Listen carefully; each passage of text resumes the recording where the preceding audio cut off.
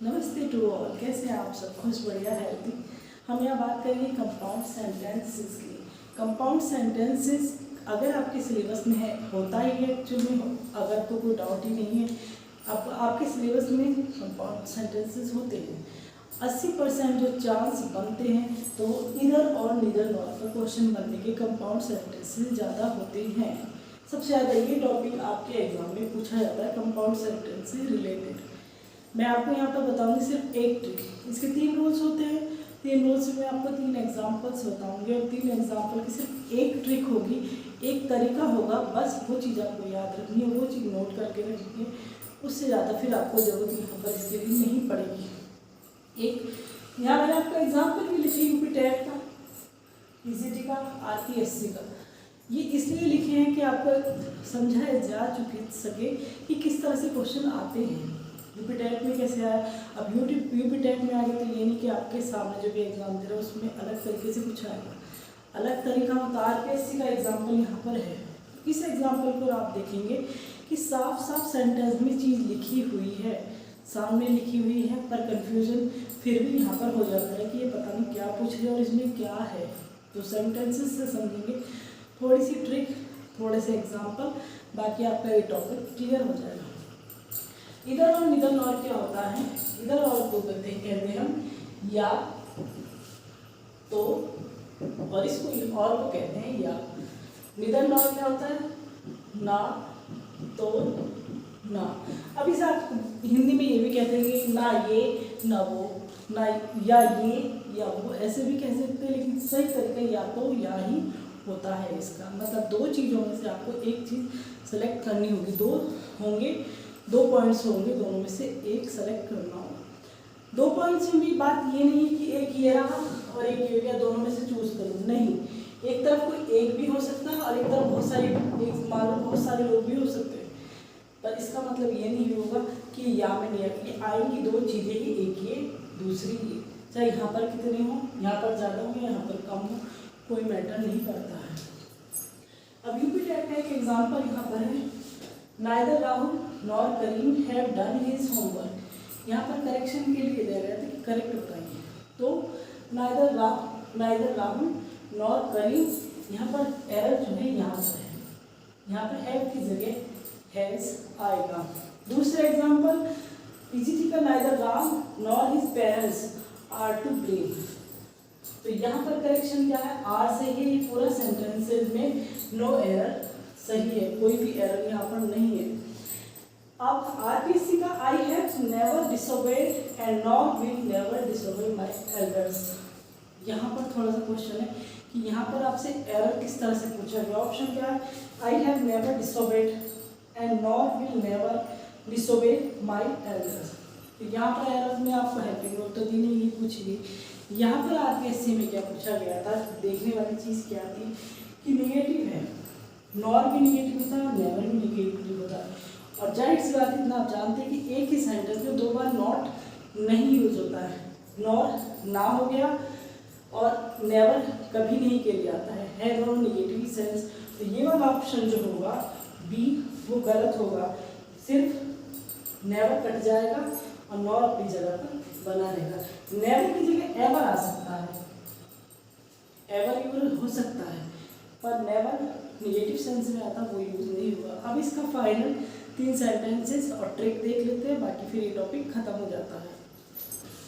Now इसका पहला rule क्या कहता है? पहला रूल क्या कहता है इसका? फर्स्ट रूल कि जब वाक्य में आपके दोनों ही पर्सन सिंगुलर होंगे, दोनों ही सिंगुलर होंगे, आपके सब्जेक्ट रेखा भी सिंगुलर है, रानी भी सिंगुलर है, दोनों अकेले अकेले। आप रानी रेखा की जगह आप अपनी तरफ से नाम भी रख सकते हैं, आप गर्ल भी लिख सकते हैं, आप बॉय भी लिख सकते हैं, पर आपका सिंगुलर होना चाहिए कोई सा भी। वो आपके जो सोर्स है, जहाँ से आप पढ़ रहे हैं, उसके अकॉर्डिंग आप सेट कर सकते हैं।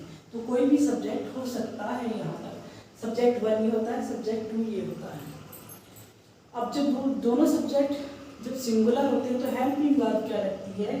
सिंगुलर ही लगती है, चाहे वो वाज हो, चाहे वो इज हो, चाहे वो हैज हो, सेंटेंस के अकॉर्डिंग वो कुछ भी हो सकती है, लगेगी सिंगुलर। अब वाज के साथ आपको हैव तो देंगे नहीं, वाज के साथ आपको वर्ब दी जाएगी, तो वाज और वर्ब दोनों में से आपको चूज करना हो, तो जब सिंगुलर होंगे तो दोनों के अकॉर्डिंग आपको वाज को चूज करना होगा, वर्ब को नहीं चूज करेंगे, वर्ब वाला सेंटेंस नहीं चूज करेंगे। दूसरा रूल क्या कहता है कि जब जो आपके सब्जेक्ट हैं वो एक सिंगुलर होगा और एक प्लूरल होगा, तो रूल क्या फॉलो करेंगे आप, ये सिंगुलर है प्रिंसिपल और ये टीचर्स जो है प्लूरल है। पहला सब्जेक्ट जो है सिंगुलर है, दूसरा प्लूरल है, तो रूल क्या कहता है उसके अकॉर्डिंग लगाएंगे आप क्या लगाएंगे, हेल्पिंग वर्ब प्लूरल ही लगाएंगे, ठीक है। तीसरा रूल क्या कहता है कि जब दोनों पर्सन जो होंगे डिफरेंट होंगे, मतलब एक नाम हो सकता है दूसरा कुछ हो सकता है, दोनों एक जैसे नहीं होंगे, अलग अलग होंगे, डिफरेंट होंगे। मतलब जैसे यू है, तुम है, ये मैं हूँ, यहाँ पर नाम हो सकता था, आई हो सकता है, यहाँ पर नाम हो सकता है, यहाँ पर ही भी हो सकता है, डिफरेंट हो सकता है, कुछ भी दिया जा सकता है। तो हेल्पिंग वर्ब क्या लगेगी, फिर हेल्पिंग वर्ब इसके अकॉर्डिंग लगती है, जो सेकंड सब्जेक्ट होता है सेकंड वाला। ये तो हो गए रूल्स, इसके रूल कंफ्यूज कर देंगे। अब इसका तरीका क्या होता है, ट्रिक क्या होती है कि तीनों रूल का बेस एक ही चीज़ होती है। यहाँ पर आपके सब्जेक्ट है कि सब्जेक्ट 1 दे दिया, ये आपका सब्जेक्ट 1 होता है। यहाँ पर जो सब्जेक्ट 2 होता है, देखिए सब्जेक्ट 1 है, ये सब्जेक्ट 2 है, ये सब्जेक्ट 1 है, यहाँ ये सब्जेक्ट 2 है, ये सब्जेक्ट 1 है, ये 2 है दोनों सब्जेक्ट दोनों। तो जो दो यहाँ भी सेम वही है, सब्जेक्ट 1 सब्जेक्ट 2। तो जो हेल्पिंग वर्ब लगाएंगे तीनों रूल्स के हिसाब से, आप जो ट्रिक है जो तरीका है, तो वो हेल्पिंग वर्ब आप इस सब्जेक्ट के अकॉर्डिंग लगाएंगे।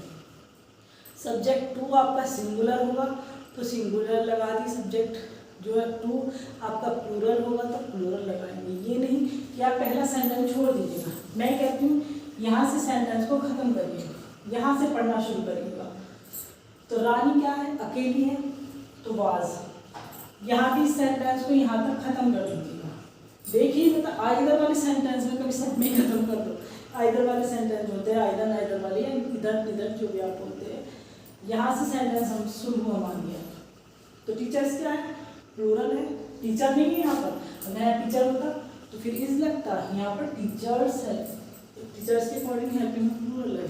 इसमें भी सेम करिए, आप इस वाले को कट कर दीजिए, आई को देखिए, बस आई को देखना बस, और आई के साथ क्या लगता है, या तो एम लगेगा, और पास्ट है तो वाज लगेगा, फ्यूचर है तो शैल लगेगा, बस इतना आपको याद रखना है। जो हेल्पिंग वर्ब लगानी है आइदर नॉर नाइदर नॉर वाले सेंटेंसेस में, वो सब्जेक्ट 2 के अकॉर्डिंग लगेगी। वो कुछ भी हो, पहला पार्ट भूल जाएगा, आगे को देखिए। कुछ सेंटेंसेस में क्या होता है कि जैसे यहाँ पर ही कर दूँ, मैं इस सेंटेंस को कह दूँ ही गो टू, ही लगेगा, फिर यहाँ पर he is going to his. यहाँ भी थोड़ा सा आ जाता है आपके सेंटेंसेस में कि वो देयर दे देंगे या कुछ दे देंगे, लेकिन ये जो पॉसेसिव केस होते हैं, इस तरह के जो नॉमिनेटिव केस वगैरह होते हैं, ये भी इसी के अकॉर्डिंग लगेंगे। ही है तो हीज हो जाएगा, शी है तो हर हो जाएगा, दे है तो देम हो जाएगा। इस चीज़ को मत देखिएगा किधर क्या लिखा, सिर्फ सेंटेंस बनेगा तो इस बेस पर बनेगा। तीनों रोल्स के आइदर और नाइदर नॉर वाले सेंटेंस आपके में आते हैं, तो आपको सब्जेक्ट 2 देखना है कि क्या है और हेल्पिंग वर्ब लगा देंगे। बस इतनी इसकी ट्रिक है, समझ में आई तो कमेंट करके बताइएगा जरूर। Thank you.